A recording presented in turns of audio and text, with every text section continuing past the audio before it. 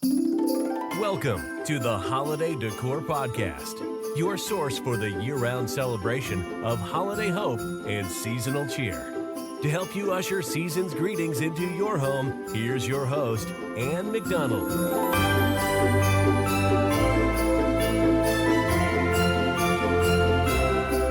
What do you do when you are bombarded with beautiful, well, maybe not so beautiful, but definitely sentimental and important DIY ornaments and, quote, handmade crafts from your kids? What do you do when you need to incorporate them into a beautiful, party-ready Christmas home? This is McDonald, and I want to welcome you back to the Holiday Decor Podcast for 2023. We're going to tackle that topic right after a word from our sponsors. Are you taking advantage of our new social media accounts? We've created an Instagram page, a YouTube channel, and a Facebook business page just for you, our listeners. So make sure that you are following us first on Instagram at Holiday Decor School. That's right. The handle on Instagram is Holiday Decor School. The next one is our YouTube channel. Are you following us on YouTube? We have a YouTube channel that we created just for you. It's the Holiday Decor Training Institute YouTube channel, and we'll go ahead and link it in our show notes. We want to make sure that you are subscribed to that channel because we are adding videos and reels daily. And finally, we have a Facebook page that we designed just for you. If you are a Facebook fan, you can find us over on the Holiday Decor School page with the URL facebook.com/page/Holiday Decor School. We look forward to your likes, your follows, and your shares. Let's make sure that all of us have a great, happy, healthy, and joyous holiday season. And we'll see you over on our social media platforms.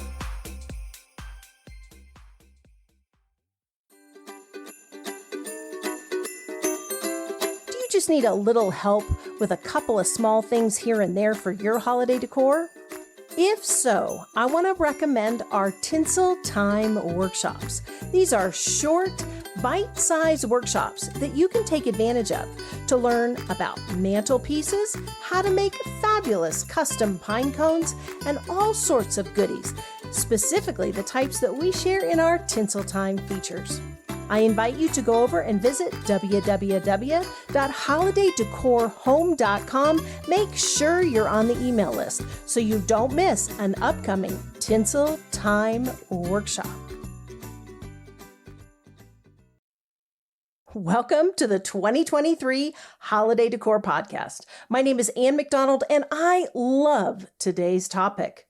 Today, we're going to talk about all of those beautiful, quote, family heirlooms. No, not the kind you get from Grandma and Aunt Susan. I'm talking about the family heirlooms, the Christmas ornaments that your kids, your grandkids, maybe your nieces and nephews, your godchildren, all of these youngsters have given to you over the years, maybe over the decades and the generations, that you actually should and need to incorporate into your beautiful holiday home. How are we going to do that? Well, that's the topic of today's podcast episode. So if you are new to the Holiday Decor Podcast, I want to welcome you. This is a place where we tackle all of those super fun things and some of the hard things that we have to deal with during the holiday season. I am a luxury interior designer, holiday decorator, and manufacturer by trade. And I saw that there was a strong need, a vacuum, if you will, in the holiday decor vortex, where we just needed a place where we could learn things and encourage people, especially during this time of the year. So let's tackle it. What do we do with those beautiful, well, again, maybe not so beautiful, kids' DIY Christmas ornaments? So here's what I want to start with. How many of you know it's important for our children, our grandchildren, our godchildren to know that we value what they create? So we don't want to just take those ornaments and push them off to the side family room or down in the basement in like a box or the quote kids Christmas tree. We're going to talk about kids Christmas trees in another episode, but in this episode, I specifically want to give you concrete tips that you can use to sort, organize, and display all of those DIY, quote, family heirloom DIY Christmas ornaments and projects. All right, so let's just agree on one thing. These really are worthy to be displayed. It's important that family members, that kids know that we value what they create. The truth is, there's a flip side to this coin. Have you ever been in a situation where it really does matter that you have a party-ready, elegant holiday home? Maybe this season you're hosting the local ladies' luncheon. Maybe this season you're hosting a formal corporate gathering. Maybe this season you're hosting a philanthropic event. And while it's important to make sure that your house looks great, you don't want to completely clear your home of all things personal. So what do we do? Well, I want you to write down these 3 tips. The first thing is, I want you to understand the importance of DIY ornaments. All of those things that your kids have made over the years, your grandkids have made over the years, they actually remember making them. I remember I made this paper towel holder paper mache angel. It was horrible. And I made it in Girl Scouts. But let me tell you something. Every year, that angel made it on to the mantle in the living room. And it blessed me. It made me feel important, even as a little girl. And when my mom and dad passed over 20 years ago, guess what was one of the most important things that I wanted to take from their estate? It wasn't like all the big fancy stuff. It was actually really important to me that I found that little paper towel holder paper mache angel. So how do we do this? The first thing is that we actually have to understand that these things are important, okay? The second thing we're going to do is we're going to take all of the DIY ornaments and we're going to start to organize them by type and by color, if possible. Now, I want to give you a quick teaser, and you'll have some opportunities to see these things in the show notes. But what I want you to do is to imagine that you're not going to use all of these ornaments on a tree. We're going to talk about that in another episode. What we are going to do with these DIY ornaments in this episode is incorporate them into centerpieces and mantelpieces, much like my mother and father did when I was growing up. Now, here's what you have to understand. I was the youngest of 5 kids, so you can imagine how many DIY ornaments there were. There were a lot. In fact, I remember making ornaments for the dogs, the kittens, and it was just like this cacophony of DIY. Well, I don't want to use the word crap, but it was a lot of, let's just call it sentimental decor. How's that? So here's what I want you to do. I want you to take all of the DIY ornaments that you have that should be displayed this season, and I want you to separate them into categories, colors, and types. Okay, say that with me. Categories, colors, and types. Right? Now, if you're anything like I am, I have little things from like the church Christmas fairs, where we've got these Polaroid pictures and, toothpick made frames and things like that. So that's one type. Then I also have like the little nativity crafts and the foam crafts. They're not ornaments, but they're like little display type things. That's another type. And then I have a third type, which are actual ornaments that they made to hang on the Christmas tree. So the first thing I want you to do is I want you to think about what are the categories, right? What are the colors of these things? And then what are the types? And we want to put all the types together in one place, okay? The next thing you're going to do is you're going to separate by color. Okay. When you are working DIY ornaments together to make a really beautiful centerpiece, I want you to think in terms of consistency of color. Now, you can always fill in with other things, but I want you to think in terms of creating a beautiful basket with a small 3 to 4 foot garland that's kind of scrunched up that works with your holiday decor. And then what you're going to do is you're going to take those different categories of DIY ornaments and you're going to fit them together in those baskets with the small garland kind of draping in and then draping out the other sides. Now, nobody worry. We've got pictures for you in the show notes, but I want you to keep listening before you go to the show notes on this one. Why? Because it's very important that the way that you use these and the way that you create these, it might actually be more important to your family and to your kids and to your grandkids if you do this with them rather than just doing this like on your own and then just bringing it to them as a display. Here's what we found with a lot of our clients. When our clients get a hold of this, they then start to see, oh my goodness, I have these collections, and with a little bit of framing in the sense of maybe a base garland that you've got in your home or some base ribbons or some base colors, all of a sudden, these DIY ornaments that don't really work on your tree for that party-ready house, or you don't really want to hide them in the basement on some little display table. You actually want them to be front and center so that they know that they are valuable, right? The kids, the grandkids, the godchildren, they know that they're valuable. It's this process of taking what you already have and then displaying it and framing it in such a way that it works with your overall color story of your holiday home. Now, we're going to take a quick break for our Tinsel Time feature, but when we come back, we're going to talk about a couple of DIY ornament ideas that you can use to actually fill out these collections so they don't look like a mouth with a bunch of missing teeth. We'll be right back after our Tinsel Time feature. Welcome to Tinsel Time, where we enjoy something extravagant every week just for fun. Want a holiday decor look that's sure to impress? Create custom wrapping and tissue paper that matches your existing home decor fabrics. Look to your drapery, furniture, and accent pillows for inspiration. Add in a simple holiday twist like a holly berry or snowflake so it speaks of the holiday season. Anne loves to use custom wrapping on large-scale faux presents beneath Christmas trees as a dramatic statement.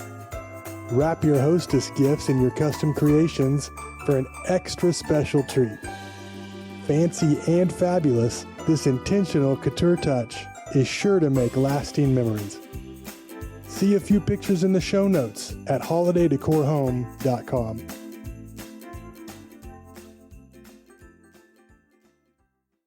So in this first official episode of our 2023 Holiday Decor Podcast, I was trying to think about what topic would really set our hearts on fire in a good way. And it just occurred to me that, we all have these DIY ornaments, these crafts and these things, either from our godchildren, our children, or our grandchildren. Maybe we even have them from our youth, like my little paper mache angel.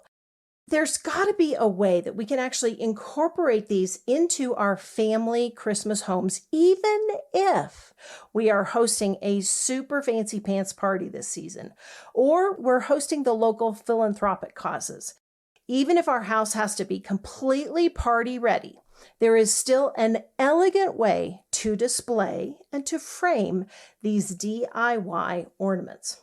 So one of the things I shared with you earlier is to make sure that you separate them by category, color, and type. Right? Now you can have all different types. You can have pictures. You can have little craft items. You can have little hand-painted nativity scenes. You can have, snowflakes made out of toothpicks. You can have ornaments. You can have foam crafts. So what you want to do to elegantly work with these is to actually separate them into categories, colors, and types. Okay. What do I mean by categories? Well, categories and types. Let's unpack that for a minute before I get into how you can actually bring new stuff in, new DIY things to actually tie the whole thing together. All right, what's a category when I'm talking about DIY kids' Christmas ornaments? Well, very simply, a category would be a craft item that's maybe a picture or a frame or a wreath that they've made that is different than a piece of foam art. Okay, so categories and types. You can kind of put those two together if you want, but what I find is that I end up with 3 piles of stuff. I have a bunch of categories. I have some big things, some small things. I'm like, oh my goodness, what are we going to do with this like oversized countdown calendar that the kids made in like church camp, 25 years ago? So that's one category. Then I've got a whole nother category of these little pictures that they took, probably again at Sunday school or church camp, and they're little framed and they're kind of discolored now. Well, that's another type of category. Now, types, I think, in terms of materials. So is it a foam piece? Is it a wood craft ornament? Is it an image? Is it something that is an ornament that they painted? Okay. Then what I do is I look for similarities in color. Now, if you haven't already, I strongly encourage you to go back and listen to one of our previous episodes from a couple seasons ago, where we talk about creating a holiday home color story. It was actually a training I did for a group of professional holiday designers, but you can go listen to that afterwards. What I'm looking for right now is for you to think in terms of color for your holiday home. And you want to think of a unifying color that you can use to bring all of these ornaments together. Now, the 3 types that I like to put together, or the 3 ways that I like to put all these DIY ornaments together, are the following. First, I like to frame things in those boxes, those shadow boxes that you can get from like Aaron Brothers Art Mart or Michael's Craft Stores, where you can literally just put a bunch of the DIY ornaments together inside of a deep frame and display them on a picture frame stand. And again, I will share with you pictures in the show notes. That's one way. And what I love about that is that you can actually put them on low bookcases. So your grandchildren come in or your children come in, and it looks like their DIY creations are actually sculptural art being displayed on your bookcases. That's number 1. Number 2 is what I described earlier. It's where you get a basket and you get a small 3 or 4 foot garland. You can use one of the garlands in the links in our show notes, or you can go to Michael's Crafts or Amazon.com even. And you basically arrange and scrunch up a garland, and then you take similarly colored ornaments and you place them together inside of the garland, and you make like a centerpiece display. Now, I love using these on entry hall tables. They are so fun. Why? Because they spark interest. You can add sparkly white lights, and as soon as the kids come in, they're like, oh my gosh, that's my ornament. And then they can peek around and they can look, and it just sparks the excitement right away. All right? That's the second type. Now, the third type we're actually going to talk about in another episode, where we actually share tips on how to create a beautiful family DIY ornament Christmas tree. Got some fun tips on that as well. All right, so now, and how do we actually create new DIY ornaments, maybe with purpose, right? How do we create these so that they actually tie collections together? So one of the coolest things about all of the craft stores that we have access to now, right? We've got all these different places we can go, is that you can actually get themed or different, the same types of wood ornaments. Now, not everybody's going to love this one. So here's my disclaimer. If you're like, Anne, do not bring paint and glitter into my house, maybe you should plug your ears on this one. But especially for kids, I really like the hands-on interactive piece. And the truth is, life goes so fast. The memories of creating together far outweigh a little bit of mess in the creation process. Okay. So one of my favorite tips, I just want to lean in on this for you, for unifying, if you've got a cacophony of mismatched colors and random types of ornaments. You're like, Anne, there is no way this is going to look good. This is the tip for you. So head on over to your local craft store, give yourself $100 to spend on this stuff, and buy a whole bunch of these little wooden ornaments, just the raw balsam wood ornaments. Get some paint colors that work with your overarching holiday decor style. Lay them out and set the kids to go. What happens is, because you've got a unifying type, you've got all these balsam wood ornaments, whether they're reindeer or little ornament shapes or Christmas trees or snowflakes or stars or whatever it is, or little Santas, whatever it is, you've got a unifying type. Then you have the kids paint them with colors that work with your overall, maybe more fancy, holiday home story. Then, when you create these arrangements, you take these consistent new DIY ornaments and you put them in. And that's the kicker. That will literally unify the entire design. How fun would it be to spend a day working on your holiday home design? What would it be like if you could actually create a storyline and a color story for your holiday home? Well, we have an opportunity for you that is new this year called Holiday Decor Live. My team and I have an entire day set aside where you can come in and out and workshop with us and learn how we create fabulous, beautiful, stress-free holiday homes. We'll be sharing with you our happy holiday decorator system and the same process that we train our professional and certified holiday designers in. You can find out more information about the upcoming Holiday Decor Live Masterclass on our website at www.holidaydecorhome.com. Don't miss this one, friends. On January 1st, you're going to be sad if you missed this year's Holiday Decor Live. We have a seat with your name on it. Again, you can find out more information at holidaydecorhome.com.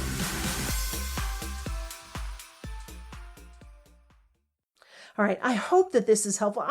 My heart on this is to really encourage you. You know, when I first started doing I call it fancy pants holiday decor, there was no DIY ornament insight in any of my clients' homes. It was very important that we created a look, and we were doing a lot of homes that were very formal and very fancy. But over the years, I've really started to soften and understand and see that while I love a spectacular and perfect holiday home, there is such life and such movement and such hope for the future when we incorporate these handmade DIY ornaments from our kids and from our grandkids and from our godchildren and maybe even from our youth into our holiday homes. And I want to give you one more tip before we end this episode. You know, not every ornament has to be put out for every season. That's right. Not every ornament has to be put out for every season, especially with the DIY ones. So the more special you make the ones that you have, just make sure that you don't favor one child over another or one grandchild over another or one godchild over another. Make sure that you've got a balanced collection of all the ones that you're thinking about displaying. I'm excited about what we're going to talk about next week. This is Anne McDonald signing off for the first episode of 2023. Thank you for listening to today's podcast. Make sure to check out those show notes at www.holidaydecorhome.com. I want to invite you to subscribe, rate, review, and share the Holiday Decor Podcast on Apple Podcasts, Spotify, and anywhere awesome podcasts are found. Thank you for listening.